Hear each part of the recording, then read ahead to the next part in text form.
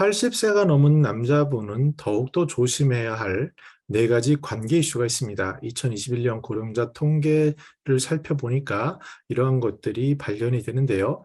그 내용들에 대해서, 즉 시간과 관련된 관계, 특히 이혼과 재혼, 가족 관계, 세대 갈등, 학대 피해, 이를 통해서 어떤 것들을 조심하고 어떤 관계 자산을 쌓아갈지에 대한 시사점을 생각해 보았습니다.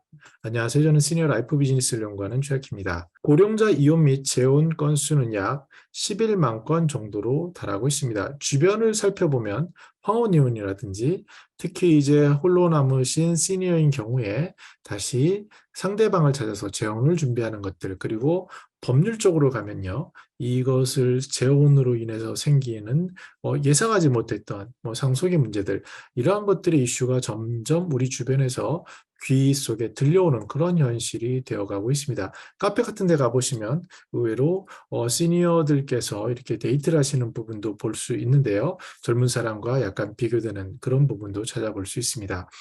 남자들은 가족 관계에 대해서 69%가 만족을 합니다. 그런데 여자 시니어는 53%에 그칩니다. 그 이유가 무엇일까요? 그것은 아마도 가사노동이라든지 이런 관계에 있어서 일의 노동의 상대 강도가 차이가 있기 때문으로 보여집니다. 그만큼 여자 어르신들이 많이 참고 있는 거죠. 그런 부분에 대해서 남자분들이 둔감하신 경우가 있는 것 같고요. 자녀와의 관계에 있어서도 굉장히 만족도가 높다라고 부모님들은 생각하는데, 실제로 그 불만족한 경우를 보면 남자인 경우에 5%, 여자 어르신도 4.7%인데 이 사례들을 들어보면 굉장히 기가 찰 노릇들이 굉장히 많습니다. 제 콘텐츠에도 댓글을 보면은요, 상상할 수 없는 가족 간에, 특히 나이가 들어서 버림받으시는 어르신들의 그런 사례들을 많이 볼 수 있는데, 이것들이 우리들이 고령화되는 초고령 사회에서 우리가 매일 접하는 새로운 트렌드라고 볼 수 있겠습니다.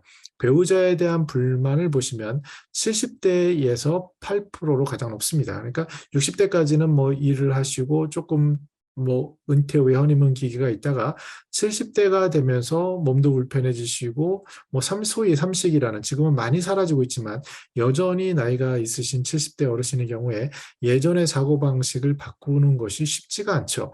그렇기 때문에 거기서 이제 배우자 불만이 생기고요. 자녀 불만인 경우에도 80세 이상이 되면 이제 근력도 떨어지시고 여러 가지 소외받는 타이밍이 되었을 때 자녀에 대한 불만족 지수도 한 5% 정도로 굉장히 매우 불만족하는 것으로 높아지는 그런 것들을 우리는 알 수가 있습니다.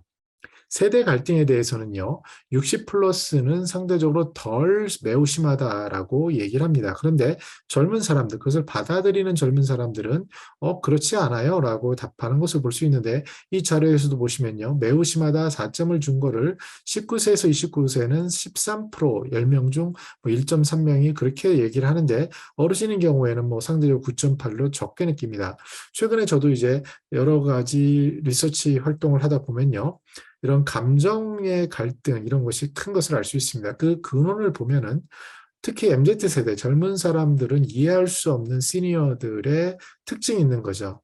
뭐 하면 되는 거야. 예를 들어서 그다음에 뭐 내가 이렇게 말했으니까 해줘야지, 또는 하대하거나, 이러한 것들이 젊은 사람들 입장에서는 도저히 이해할 수 없는, 저분은 꼰대야라는 그러한 불평등을 느끼는 것들이 실생활에서도 여러 가지 자리 잡고 있는데, 그럼 가장 중요한 팩터가 뭐냐라고 물어본다면 아무래도 나이 드신 분일수록, 옛날 분일수록 그러한 것들이 은연중에 나타나는 태도나 이런 곳에 스며들어 있습니다라는 얘기를 들어볼 수 있습니다.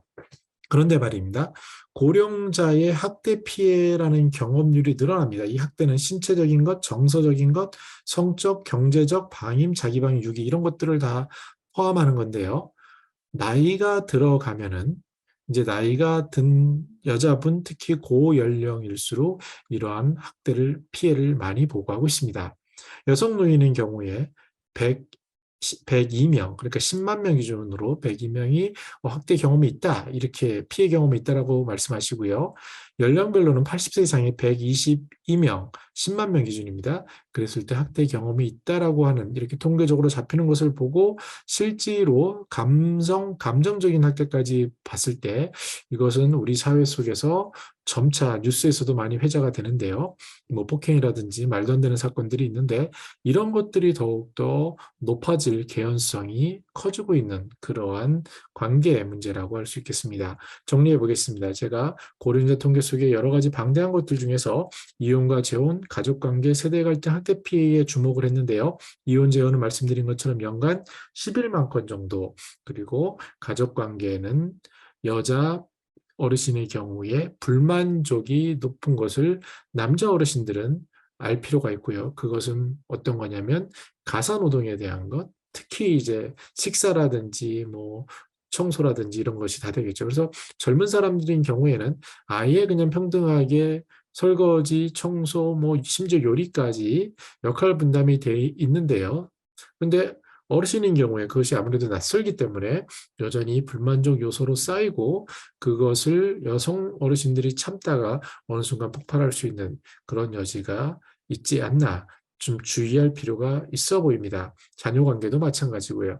그래서 저도 여러 가지 어르신들을 만나고 정책, 리서치 이런 걸 하다 보면은 속 깊은 얘기를 하는데 그 불만을 토로하시는 어려움을 토로하시는 분들은 주로 남성 어르신이고 고연령에 특히 이제 현금으로 구조도 좋으신 분들이 나는 열심히 살았는데 왜 내가 가족들로부터 이렇게 버림받고 이렇게 소외되는 내 말을 잘 안 듣는 이런 걸 경험하는지 모르겠다라는 하소연을 하는 시점이 70대 이후에 주로 등장하게 되고 그것이 슬프게도 황혼이혼과 이런 것들로 고독사 이렇게 연결되는 경우를 어렵지 않게 보는 일이 늘어나고 있습니다. 그렇기 때문에 더더욱 관계자산이라는 것, 그것은 바로 서로의 어느 정도 서로 소통하고 서로 이해하고 혹시 자신의 스타일이 강압적이거나 예전에 뭐 일방적이거나 이런 부분에 대해서는 주의할 필요가 있는 그런 사안이 되었다라고 말씀드릴 수 있습니다.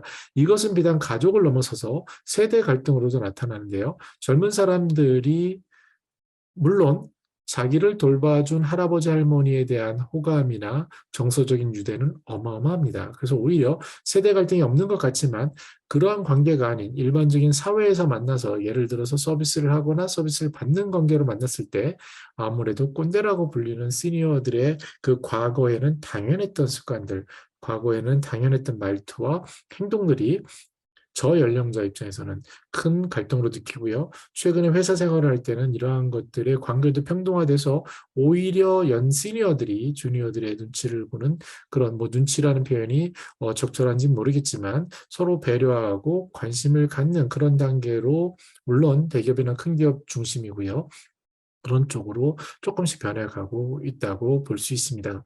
학대 피해에 대해서 여성 어르신일수록 또 80대 이상이 될수록 이런 경험이 보고되고 있고 우리 주변에서도 느껴지고 있고 이것은 비단 시니어들이 신체적으로나 특히 현금흐름적으로 여러 가지로 쇠약해지셨을 때 이때 가중이 된다면 굉장히 자괴감까지 느낄 수 있는 그러한 것들이기 때문에 여기에 대한 관심 그리고 사전적인 준비, 막음, 방지 이런 것들이 복합적으로 되어야 될 것 같습니다. 이것을 관통하는 한 가지가 있는데요. 그것은 바로 오늘을 맞춰 사는 소통하는 삶이라고 할 수 있겠습니다. 저도 최근에 어떠한 뭐 80대 되신 어르신들이 소통을 20대처럼 하시는 경우를 보고 깜짝깜짝 놀라는 경우가 있습니다. 저도 뭐 매주 맞닥뜨리는 아주 훌륭하신 어르신, 많은 어르신들이 그분들의 왕년회를 따지면 어마어마하죠. 그런데도 그런 것을 내어놓고 현재 시점에서 평등하게 소통하고 겸허하게 받아들이고 이야기하고 오늘을 설계하고 같이 그 속에서 이해하면서 내일을 준비하는 이런 분들을 보면은 굉장히 존경하는 마음이 더 커지는데 그런 분들은 오히려 더 젊게 사는 것을 알 수가 있습니다. 그래서 우리가 시니어들이 왕년엔 아무리 그랬고 그 시대 배경은 그랬지만 거기에 머물러 있는 것이 아니라 2022년 현재 오늘에 맞춰서 내일을 꿈꾸는 그러한 시간 설계와 관계 설계가 설정이 되는 노력이 쉽진 않겠지만 노력하는 것이 필요하지 않나 생각해 본 2021 고령자 통계였습니다. 저는 더 나은 시니어 삶 공동체를 연구합니다. 감사합니다.